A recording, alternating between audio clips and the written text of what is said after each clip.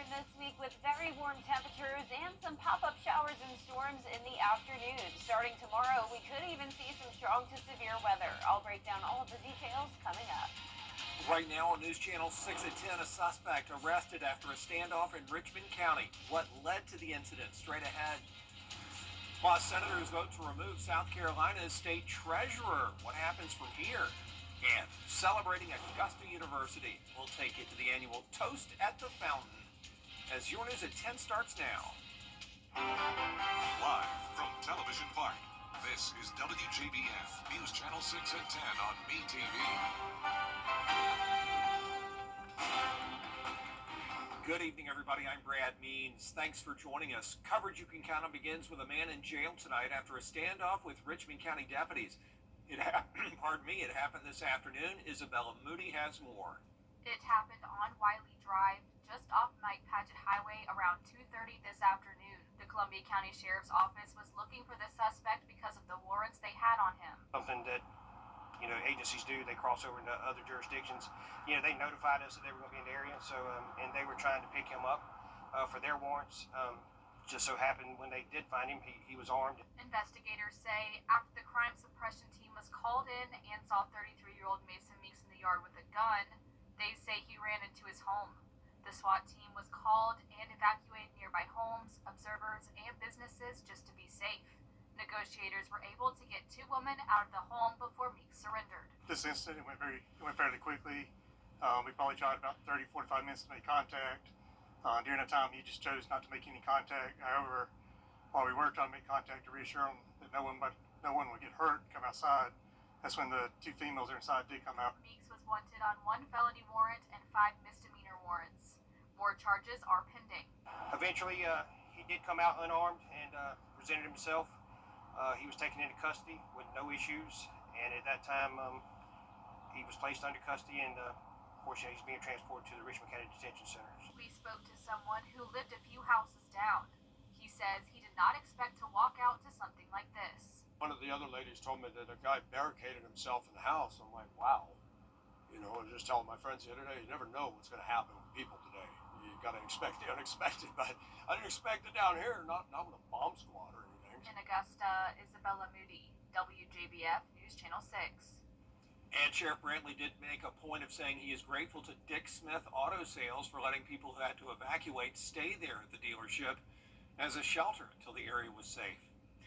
Augusta leaders still looking for answers when it comes to millions of unused federal housing dollars. Commissioners holding a special called legal session today.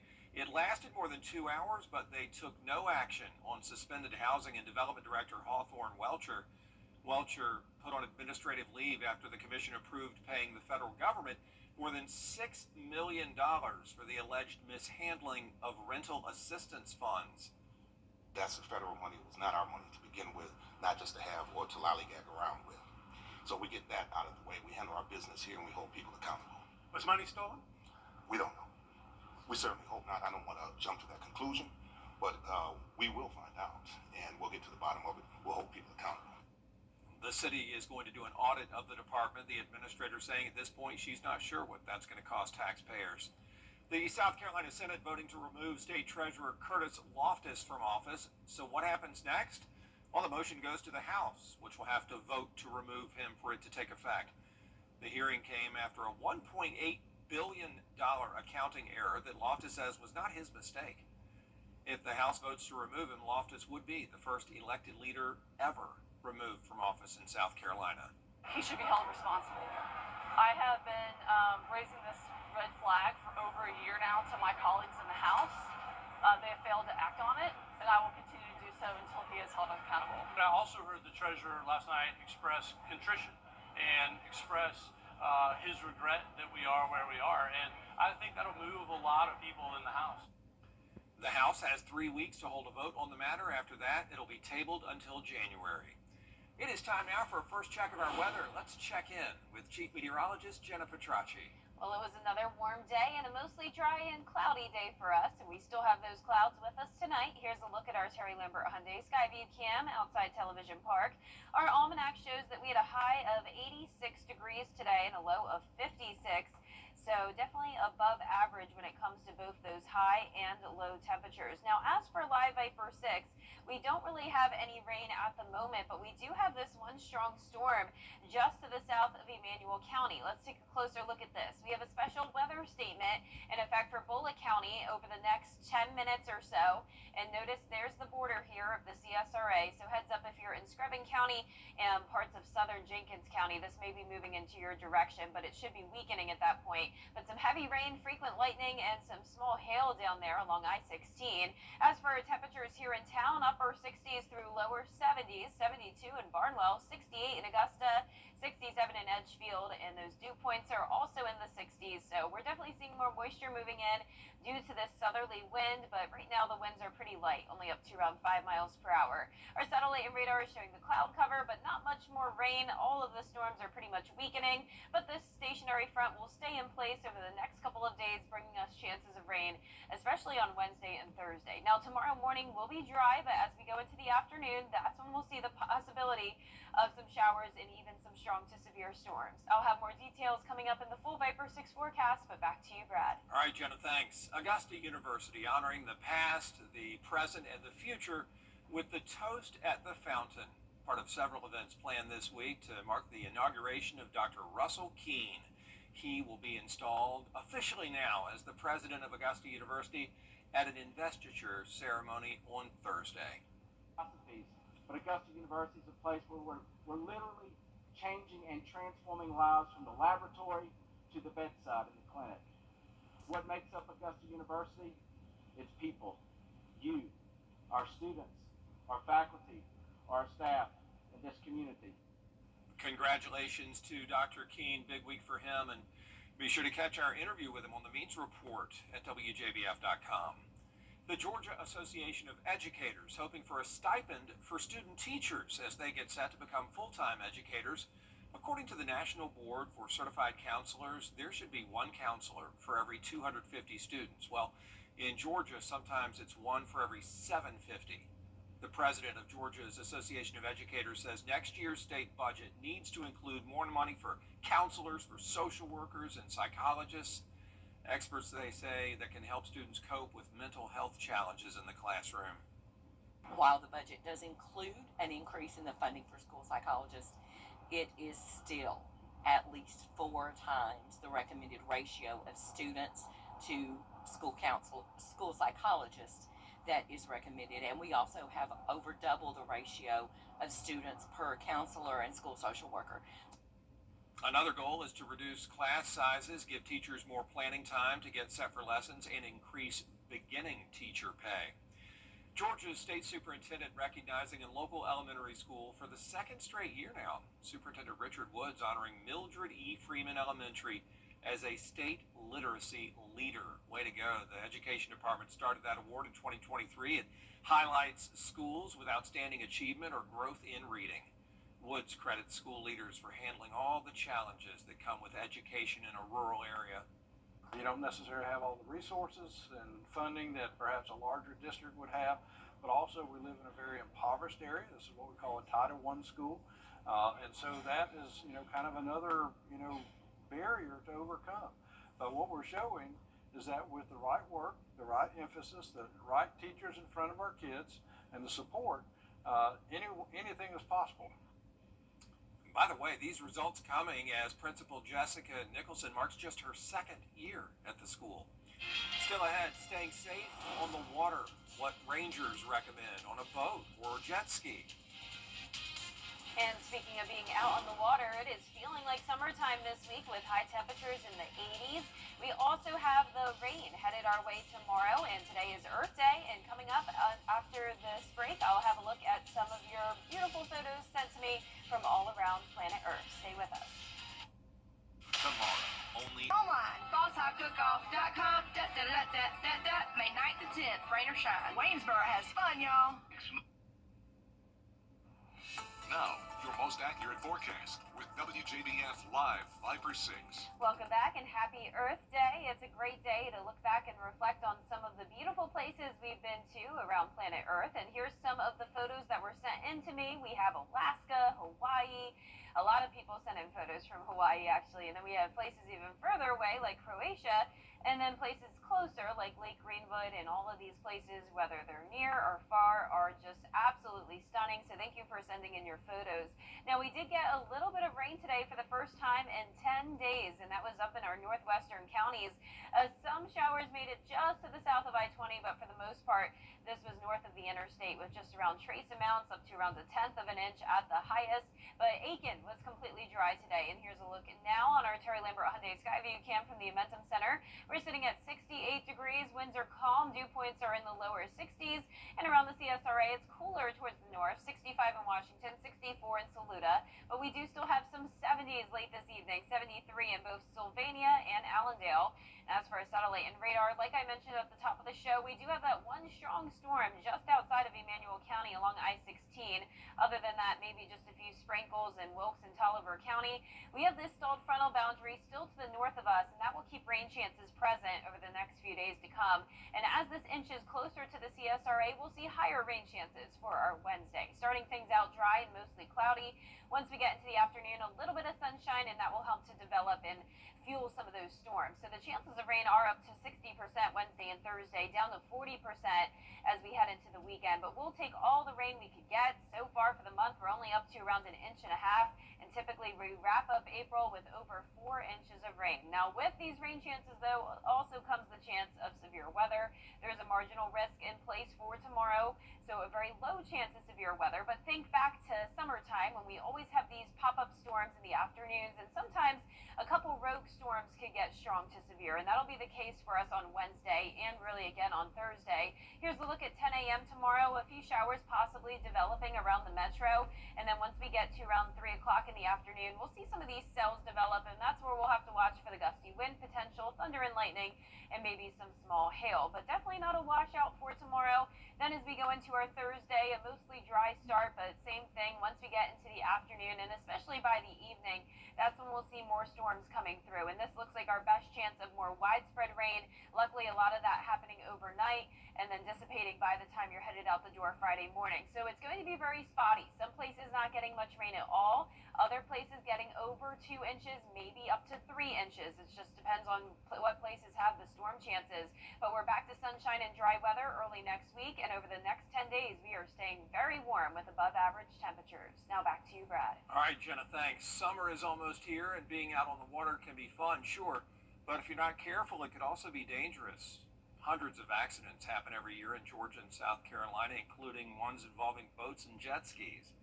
Anytime alcohol is involved with recreation and water, it creates a dangerous situation. So we recommend that you never mix alcohol and water together. While you are out here on the water or on land, we always recommend that you do have a PFD readily available or that you are wearing one. If you are out on the water and you find yourself in a situation that's starting to feel unsafe, the best thing is just to call 911 and get some help out there. Coming up, 10 years since the deaths of 5 Georgia Southern nursing students, how one of them inspired a foundation that helps students today. Stay with us. Every day, ordinary people in the CSRA do extraordinary things to serve our community. Each month, News Channel 6 recognizes these outstanding volunteers with the Giving Your Best Award. Do you know an everyday hero who goes the extra mile to help others? Nominate them for the Giving Your Best Award by visiting WJBF.com and filling out the entry form. Sponsored by Science Co., Piedmont Augusta, Security Federal Bank, and News Channel 6. The death of a loved one. It matters late at night. It matters when you aren't sure and need someone who is. It matters when times are tight and saving money can really make a difference. Thanks so much. I really appreciate it. Bye, Alex. Where you get your medicine has never mattered more. That's why we have more locations than any other pharmacy, with pharmacists who get to know right in your neighborhood. Where you get your medicine matters. At WJBF's Television Park Productions, our mission is to provide local businesses with top quality video and digital content at an affordable price. With decades of experience, our award-winning creative team will guide you step by step through the creative process, resulting in a successful marketing message for your brand. Over the years, we've helped hundreds of local businesses expand their voice. Visit WJBF.com/creative to find out how we can do the same for you. Today certainly marks a somber milestone for the Georgia Southern University community. 5 nursing students lost their lives in a crash 10 years ago. Eden Hodges talked to a family member about how they keep their child's memory alive. April 22nd, 2015 was the final day of clinical rotations for nursing students Abby DeLoach, Catherine McKay Pittman, Emily Clark, Caitlin Baggett, and Morgan Bass.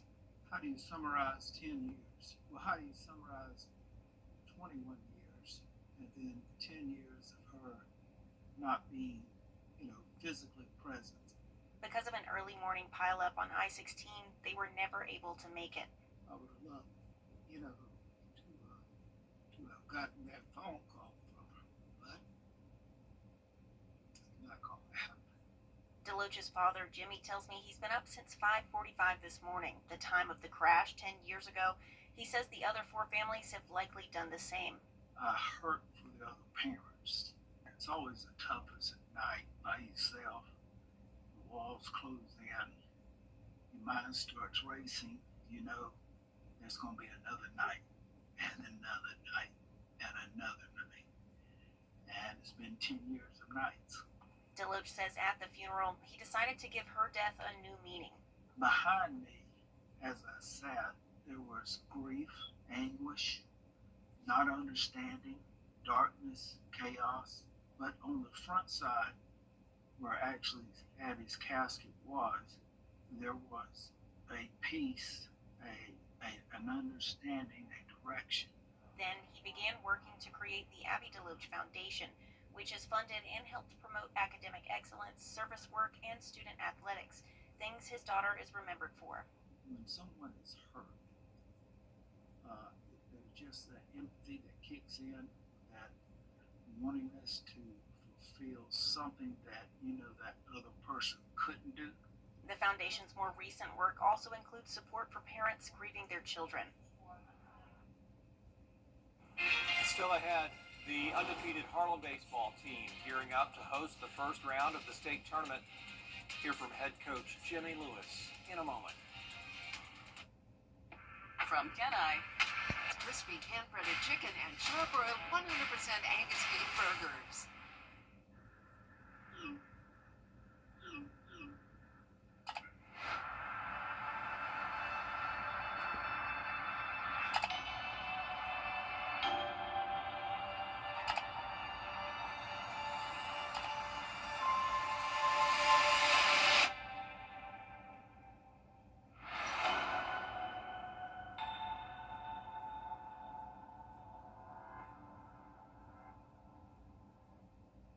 It's theaugustus.com.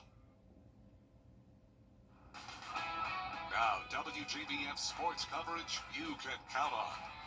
The Harlem Bulldogs held their final signing of the school year, featuring 5 student athletes, 3 football players, 1 wrestler, and 1 flag football player. The football players Baylor Davis, Ronald Oliver, and Taylor Hart all signed to play at Erskine College. The football team is coming off a successful 10-2 season, plus a region title. Now, meanwhile, wrestler Nate Lowe will be taking his talents to Colorado at Northeastern College. Zaniah Stewart will be playing flag football at Ferrum College, the team's first ever flag football signee. The students, though, are all excited for the opportunity at the next level. When I went up there, it felt like a very homey environment, like Harlem was, and it felt good with me. Well, the community around here is amazing. They support us in every way, win, lose, or whatever. And the coaches are great, teachers are great. I was lifting at a young age. I was playing Pop Warner and Thompson at a young age, and I started very young. I started at like 7 years old. Multiple reps, got stronger, got in the gym, multiple reps, and just, getting out there, win or lose, you get better. One of my track coaches recruited me to go and join the flag football team, so I tried it out, and it was really fun. And the Harlem baseball team finished out their regular season a perfect 29-0. They now have their sights set on the first round of the state tournament, vying for that coveted three-peat. Now, in the month of April, the Harlem baseball team averaged 9 runs per game. They also had 3 shutout wins. Now they set their sights on the playoffs, practicing 3 to 4 hours a day. Now, while the three-peat is in the back of their minds, the current mindset, though, staying focused on their opponent come Friday. To be 29-0, it's kind of shocking. I would have never thought of that, because winning a lot of games in a row in baseball is pretty tough. But they played well. They've worked hard. Got a series coming Friday, and if we want to continue on, we've got to win that. So we can't worry about anything else other than trying to beat Mount Zion twice and go from there. The Greenbrier girls soccer team opened up state tournament play, hosting the Rome Wolves. The 13-2 Wolfpack were coming into this match riding a 6-game winning streak, with their offense scoring 25 goals this month. Now, the offense showed up once again in the fourth quarter. Wolfpack up 5-1. Maddie Grover with the corner kick. Ariana Boom right there for the goal that sealed the deal for them. They beat Rome 6-1, moving on to the second round of the state tournament. Belief and trust. I asked them to do a lot. In the beginning, it's uncomfortable, but it's getting them comfortable in those uncomfortable situations in the game. They know what it takes. They know what they got to do to get to the next level. I mean, 3 years ago, we went to state, and it's one of those that sits in the back of our mind. We know how to get there. We got to get back, but it's just getting the little things ironed out before we get, look too far ahead. So it's just one match at a time. Up next, the Wolfpack host Jackson County on Tuesday. In the Academy of Richmond County's esports team, Musketeer Strike claimed the Eastern Region Street Fighter 6 Championship. They pulled off a 3-0 sweep against the 6th-ranked Paul Public Charter School in Washington, D.C. They started out as a number 25 playoff seed to number 1 in the region. Still ahead, students in Oklahoma celebrating Earth Day by giving back. We'll have the story after the break. I can't get a hold of my mom. I'm sure it's nothing. I've called her 5 times. I'm sure she's fine. Is Grandma okay? Help! I've fallen and I can't get up. Don't worry, ma'am. We're sending help right now. Hello? Hello, this is Life Alert. Your mother had an emergency, and we dispatched paramedics to her home. Oh my gosh, what happened? She had a fall, but don't worry. She is safe, and the paramedics are helping her right now. Thank you. Life Alert saves a life every 11 minutes. With one simple touch of a button, Life Alert sends help immediately. Whether it's to report a fall, a medical emergency, or an intruder, Life Alert sends first responders fast. For a free brochure, call 800-989-1972. 800-989-1972. That's 800-989-1972. Hi, I'm Mary Morrison with... The CSRA is full of amazing women. Women who inspire. Women who innovate. Women who lead. That's why News Channel 6 brings you Women to Watch. On the last Wednesday of each month, News Channel 6 recognizes local businesswomen who are making a positive impact in our community. Nominate someone today at WJBF.com. Sponsored by Goodwill. And last but not least, elementary school students out in Oklahoma getting hands-on learning for Earth Day. Raising butterflies and releasing them in time for the holiday. Caitlin Ogle tells us more. We can't keep the butterflies. We have to release them. It's Earth Day at the Outdoor Classroom at Putnam City North, the vibrant wildflowers maintained by the high school's Eco Club. We have a perfect garden for them to be released in. Today, students from Will Rogers Elementary School are visiting. What grade are you guys in? Third grade. For their lesson on life cycles. Y'all come gather around. In the spring, students raise painted lady butterflies. Just 3 weeks ago, these little creatures were only eggs. Every day, that's the first thing they went to go see the butterflies. They have like orange pattern. Tuesday, it was time to say goodbye and send them soaring. Some needing a helping hand. Put it on your. Yeah, don't put it on. Others landing on students instead of the flowers. It's holding.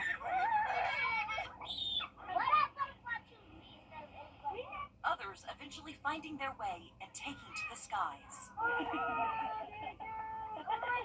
it's crazy that it went over there. Whichever way the wind carries them, the children will remember the part they played in the little creature's life. That's so. Caitlin Ogle. Beautiful images there. Oh, yeah, it looks like they had such a fun time. Love the butterflies. Butterflies are beautiful. I love it when I always see one. I know. I wish they would just hang around me as much as they were hanging around those kids. Yep. Well, our forecast is showing some stormy weather as we go into our Wednesday and Thursday. We do have the chance of some severe storms as temperatures stay warm.